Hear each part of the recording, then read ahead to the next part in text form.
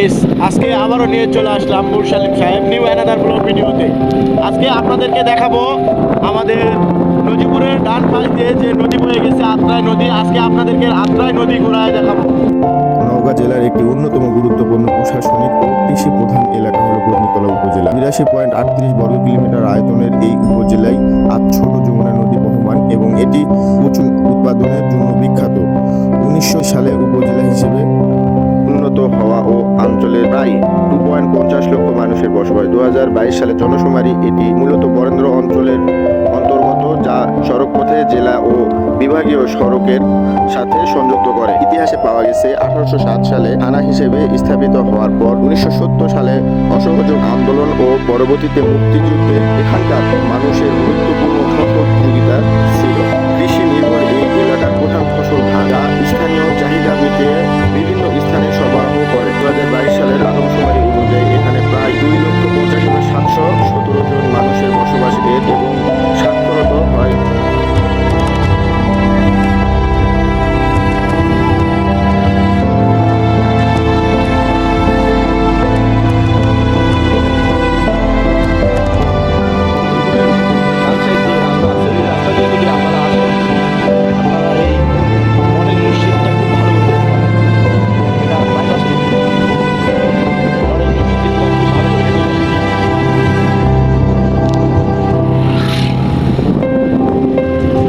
সামনের দিক মডেল মসজিদ।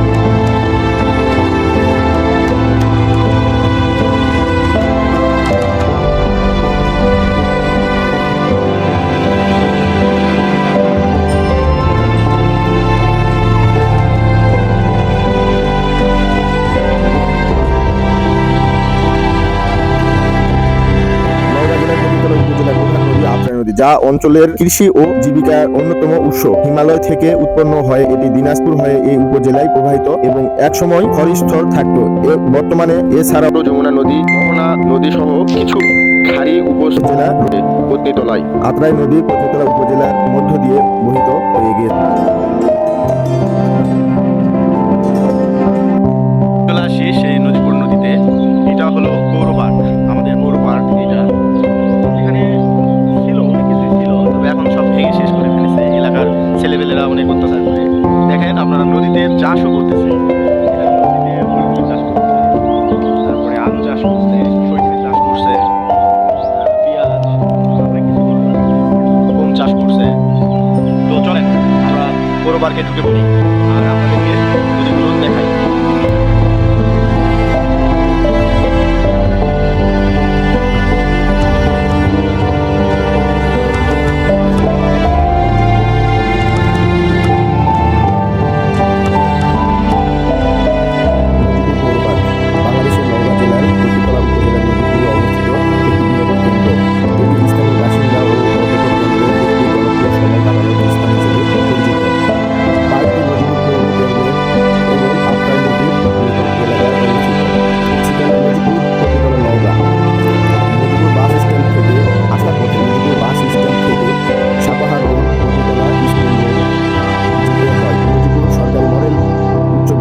গেট ঠিকানা পরবর্তীতে ডাকবাংলা যাওয়ার রাস্তা দিয়ে গেলেই পর্যটক কেন্দ্রে পৌঁছে যাবেন। এখানে শিশুদের খেলার জন্য স্লাইড, দোলনা এবং খেলার মাঠ রয়েছে। পিকনিক করার সুবিধা, হাঁটার পথ এবং সবার জন্য বেঞ্চ, পিকনিক টেবিল রয়েছে। এছাড়াও রয়েছে বারবিকিউ গ্রিল, পাবলিক টয়লেটের ব্যবস্থা। এটি সাধারণত সবার জন্য উন্মুক্ত।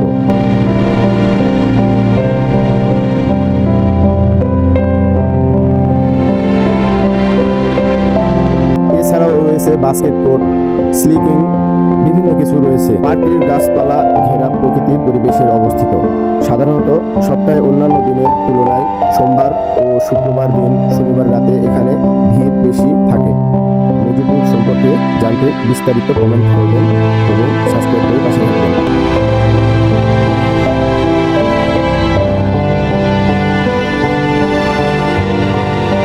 এই যে আপনাদের বাচ্চাদেরকে নিয়ে এসে বিনোদন দেওয়ার জন্য গরু পার্কের জিরাফ, আবার গরু পার্কে এসে অনেকেই বিনোদন স্পট বিনোদন করে। এখানে এই যে চুলা রান্না করার, বাঘের যদি ভালো অবস্থা হয় গরু পার্কের আসলে গুরুত্ব নাই, যদিও বা এই পার্কের পাশে যদি কখন কি হয় না হয়। তো আমরা চলে আসতেছি নদীতে, এই যে সামনে এটা নদী।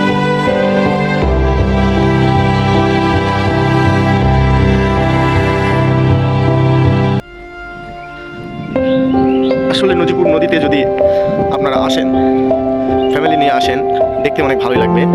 আবার যদিও বা ইয়ং জেনারেশনরা আসে, তবে ভাই আপনারা একটু সেফটি এলিয়ে আসবেন। এখানে যে মানে এখানকার কিছু বখাটে ছেলেপেলেরা আপনাদেরকে ঠিক থাকতে দিবে না। এখানে বখাটে ছেলেপেলেদের জন্যই এই পার্কটা আসলে নষ্ট হয়ে গেছে, কেউ আসতে চায় না, শুধু বখাটে ছেলেপেলেদের জন্য। এই যে বয়ে গেছে, ওই যে নৌকা মামা মাছ মারতেছে। ওই যে আমরা যে ব্রিজটা দেখতে পাচ্ছি, এটা হলো নদীপুর যাওয়ার ব্রিজ, এটা সাপাহার রোডের ব্রিজ।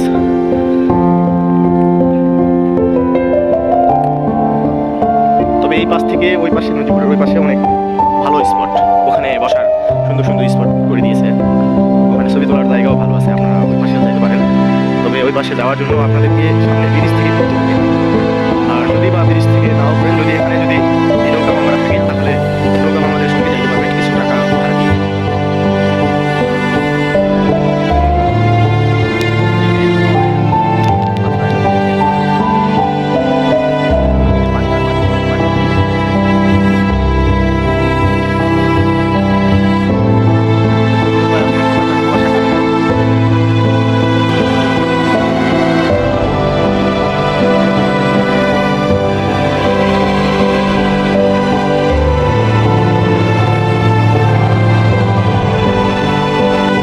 এখান থেকে শেষ করলাম। আপনারা সুস্থ থাকবেন। তবে নেক্সট ভিডিওর জন্য সাবস্ক্রাইব করে রাখবেন, পাশের বেল আইকনটি বাজায় রাখবেন নেক্সট ভিডিওর জন্য। ধন্যবাদ।